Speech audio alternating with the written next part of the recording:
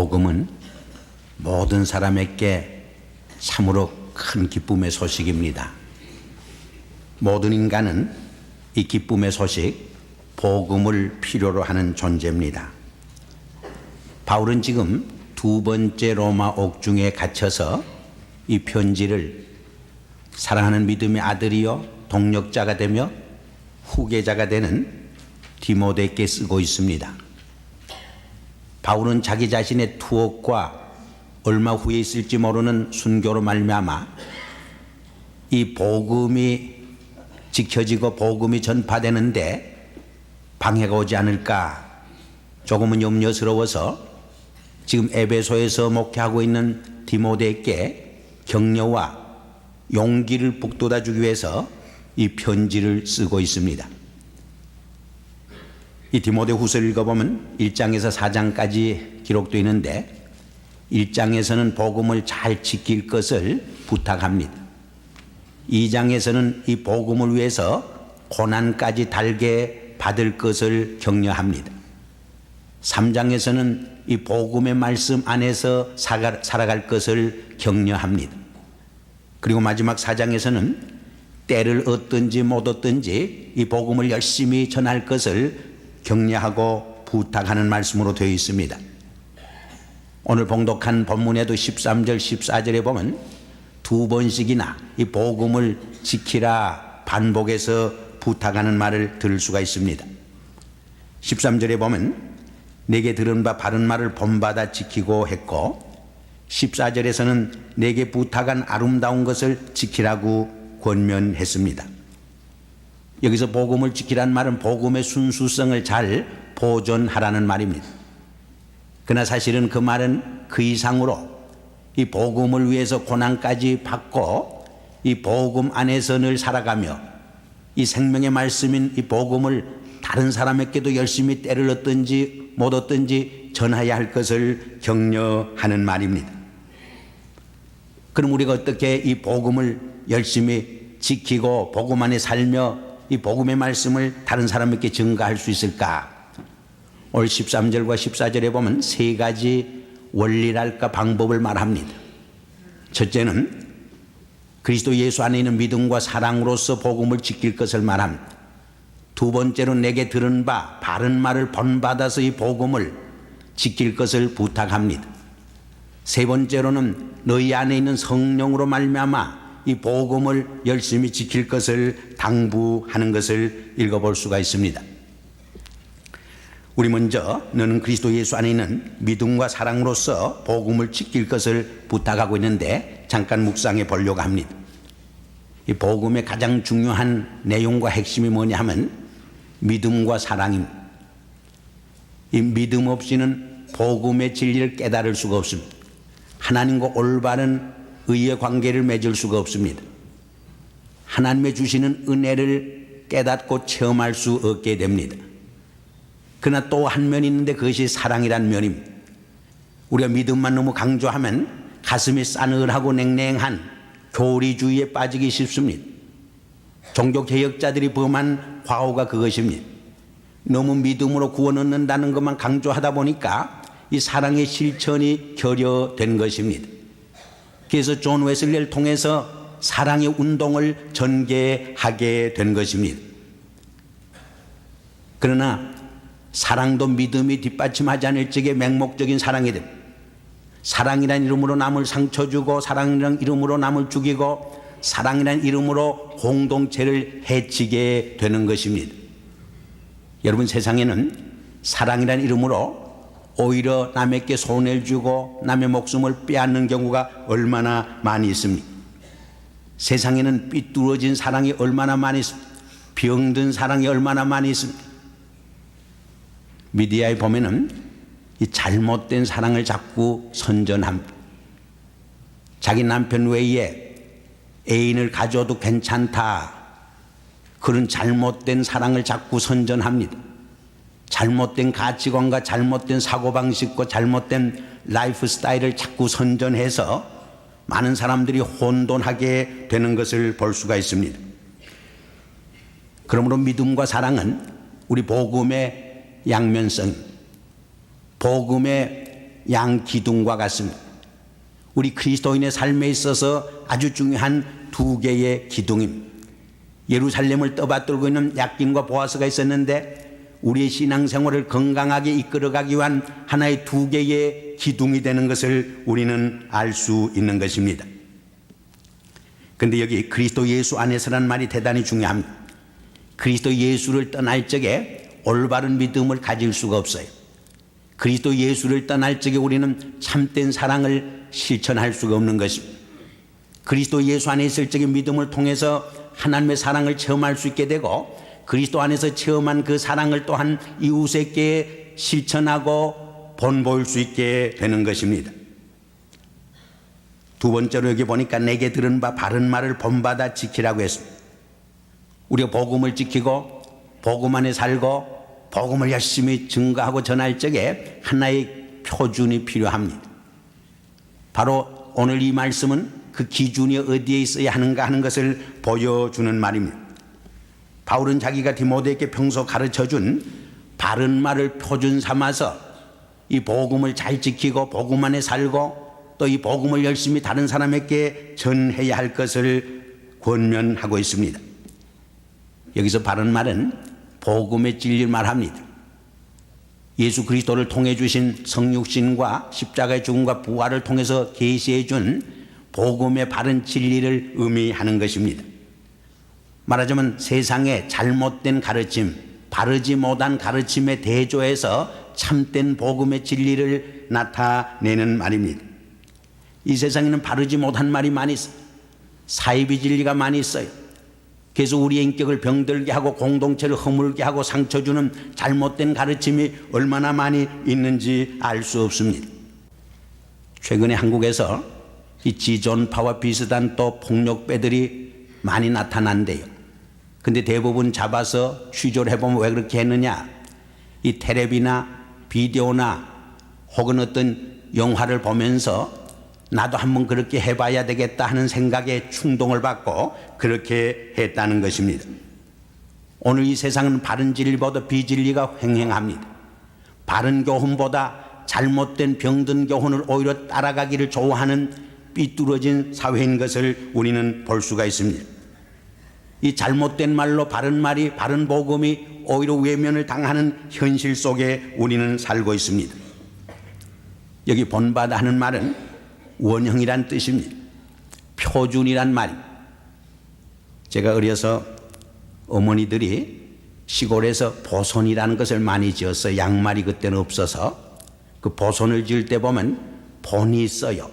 그 본을 가지고 이렇게 그려가지고 가위로 오려서 보손을 짓습니다. 바로 그 말이, 이 원형, 본받으란 말은 바로 그런 뜻이에요.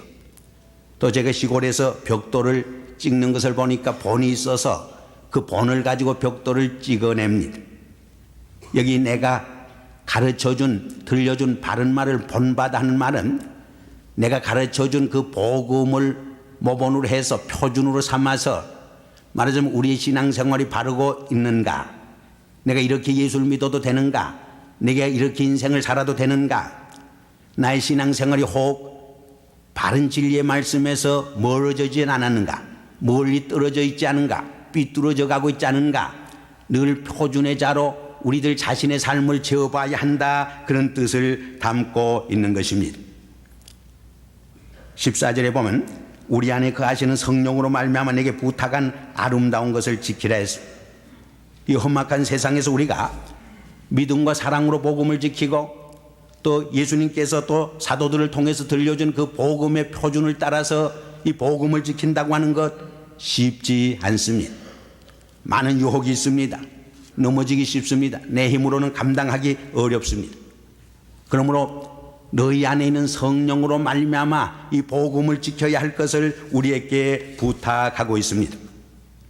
이 예수 믿는 것도 내 힘으로 안 돼요. 그래서 고린도전서 12장 3절에도 그리스도를 주라 칭할 수 있는 것도 성령이 아니면 안 된다고 그랬습니다. 내가 전도하고 선교하고 봉사하는 것도 내 힘으로 안 돼요.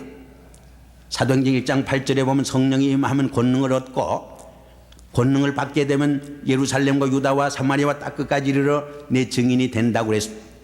여기 증인이 된다는 말은 순교자가 된다는 뜻이에요. 어떻게 내가 내 목숨을 버릴 수 있는 순교의 삶을 살 수 있습니까? 성령이 나를 도와주실 적에, 성령이 역사할 적에 그런 용기가 가능한 것입니다.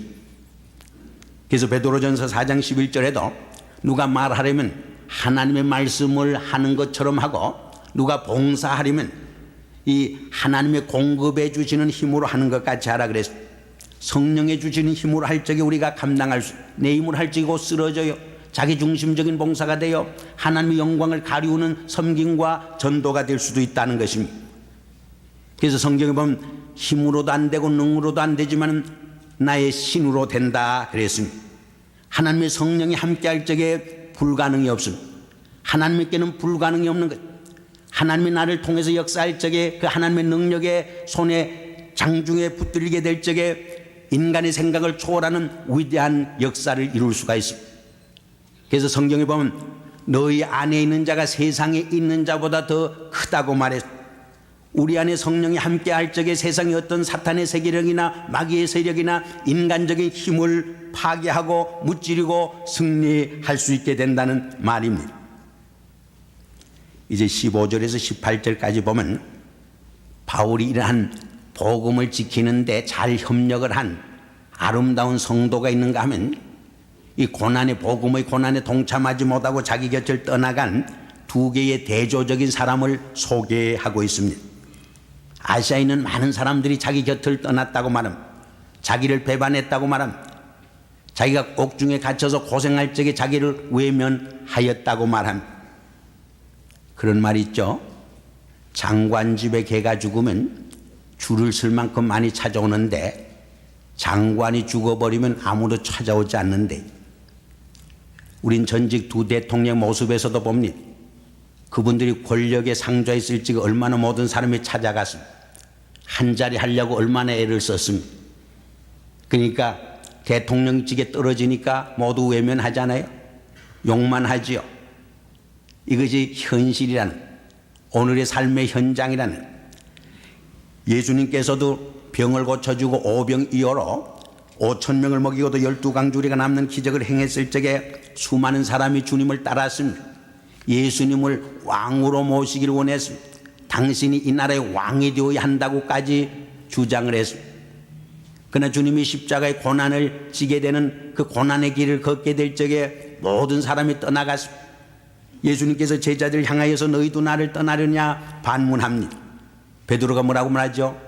모든 사람이 다 주를 버릴지라도 나만은 주를 버리지 않겠습니다. 주님과 함께 죽겠습니다. 큰 소리 했습니다. 호언장담했습니다. 그러나 닭이 울기 전에 3번 내가 나를 부인하리라는 예수님의 말씀 그대로 주님을 3번씩이나 부인하는 실패자가 됩니다. 그러나 더 중요한 것은 이러한 실패자마저 주님은 사랑합니다. 베드로가 회개했을 적에 그를 통해서 얼마나 큰 위대한 역사를 이루게 되는지 모릅니다.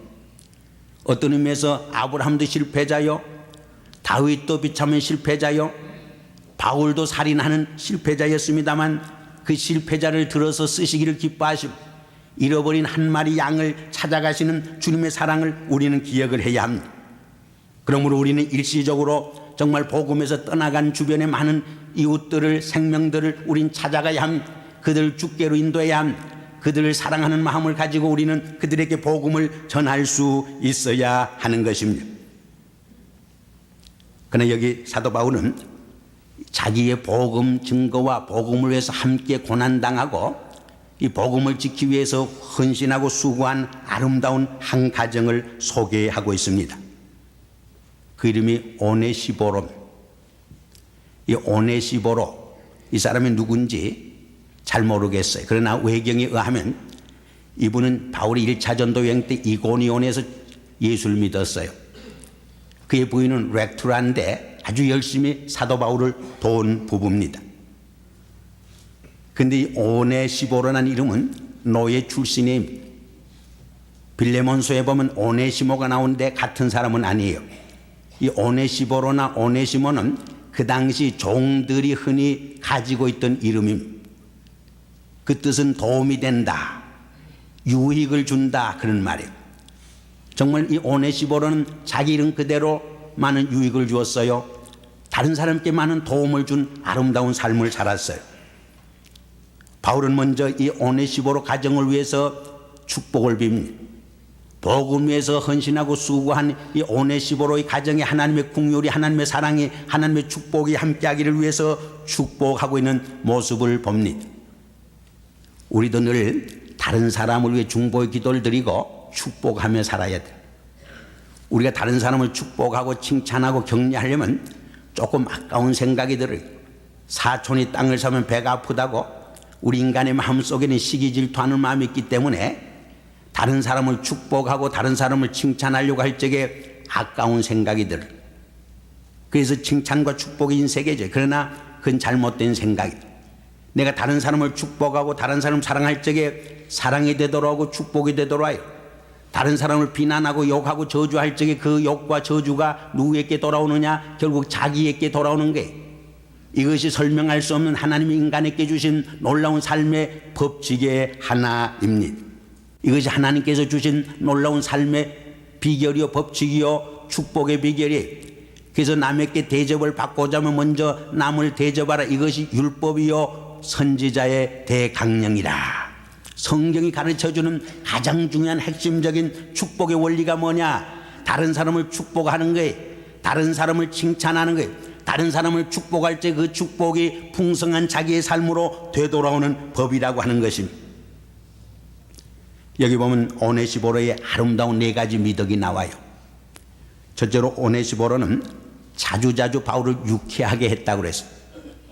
두 번째로 오네시보로는 바울이 사슬에 묶인 것을 부끄러워하지 않았다고 그랬어요.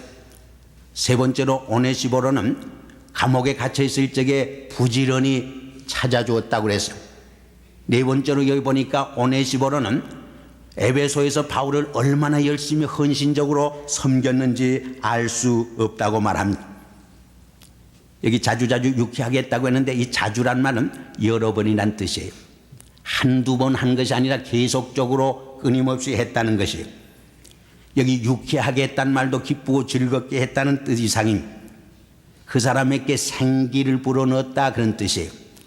인생의 소망이 없고 절망과 낙심 중에 있을 적에 탈진해버린 상황에 있을 적에 그에게 삶의 소망과 희망을 주고 생기를 불어넣어 주었다 그런 뜻입니다. 우리가 복음을 증거할 적에도 다른 사람을 자주자주 유쾌하게 해야 합니다. 다른 사람께 소망을 주어야 합니다. 그 사람을 기쁘고 즐겁게 해야 합니다. 그 사람에게 정말 새로운 삶의 힘을 불어넣을 수 있어야 하는 것입니다. 무엇보다도 사슬에 매인 바울을 부끄러워하지 않았어요. 우리가 복음을 증거하려면 복음을 부끄러워하지 않아요. 바울을 부끄러워하지 않았다는 것은 복음을 부끄러워하지 않았다는 뜻이에요. 지난주 사도 바울이 내가 복음을 부끄러워하지 아니하노니 3가지 이유를 들었습니다. 첫째는 복음에는 우리를 구원하는 하나님의 능력이 계시되어 있기 때문에, 이 복음 안에는 위대한 하나님의 의가 계시되어 있기 때문에, 이 복음 안에는 오직 믿음으로 말미암아 살리라는 가장 위대한 기독교의 진리가 나타나 있기 때문에 사도 바울은 나는 복음을 부끄러워하지 않는다고 고백하게 된 것입니다. 무엇보다도 오네시보로는 바울이 감옥에 갇혀 있을 적에 부지런히 신방해 주었습니다. 사람이 고난 속에 있을 적에 찾아주는 것처럼 감사하고 오래 기억되는 것이 없습니다. 많은 사람들이 감옥에 갇힐 적에 멀리 떠나버립니다. 그러나 오네시보로는 이 사도 바울이 감옥에 갇혔을 적에 오히려 찾아주었습니다. 사랑하는 성도 여러분, 미국의 D.L. 무디와 쌍벽을 이루는 아주 유명한 붕사가 있습니다. 찰스 핀이라는 분입니다. 이분은 원래의 유명한 변호사였어요. 기독교를 아주 냉소했어요. 아주 기독교인을 아주 싫어했어요. 그런데 종종 재판석상에서 선배 변호사들이 성경 말씀을 인용하는 말을 들었어요. 그래서 할 수 없이 그것을 디펜스하기 위해서는, 그것을 악유하기 위해서는 성경을 자기가 읽지 않으면 안 되었어요. 직업적인 목적으로 성경을 읽기 시작했어요. 성경을 읽는 가운데 이 책이 보통 책이 아니구나, 그런 생각이 점점 들면서 이 성경 말씀 속에 빠져들어갔습니다. 그러다가 마침내 1821년 10월 10일 숲속에서 성경 읽고 기도하는 가운데 자기 죄를 깨닫고 예수를 구주로 고백하면서 깨어지고 부서지고 복음을 전가하는 전도자로 변한, 그 수입 좋은 변호사직을 버리고 일생을 복음을 전가하는 위대한 붕사가 되어집니다. 그분이 신학을 체계적으로 공부 못했어요. 사살을 받았어요. 그럼에도 불구하고 유명한 조직 신학책을 썼습니다. 뿐만 아니라 오버린 대학에서 16년간 총장으로 있으면서 많은 인재를 키워내게 된 것입니다. 유명한 영국의 리빙스톤이 자기 친동생에게 써보낸 편지 가운데서 네가 목사가 되기를 원한다면 이 미국에 건너가서 찰스 피니에게 공부를 해야 좋은 목사가 될 수 있다, 그렇게 레코멘데이션을 추천을 하게 된 것입니다. 사랑하는 성도 여러분, 우리 전도의 달을 맞이해서 우리 주변에 우리 가족 중에 혹 믿지 않는 영혼들이 없습니까? 아직도 복음을 알지 못하는, 복음을서 멀리 떠난 삶을 살아가는 우리 이웃들이나 영혼들이 없습니까? 오네시모처럼, 무디나 찰스 피니처럼 하나님과 다른 사람의 가슴 속에 아름다운 이름으로 기억되는 성도의 삶을 살기 위해서 복음을 전가하는, 복음을 지키고 복음과 함께 고난을 당하고 이 복음 안에 살며 또 이 복음의 말씀을, 생명의 말씀을 이웃에게 전가하는 복된 삶을 살지 않겠습니까? 이런 축복된 삶으로 이어지기를 주의 이름으로 축원합니다.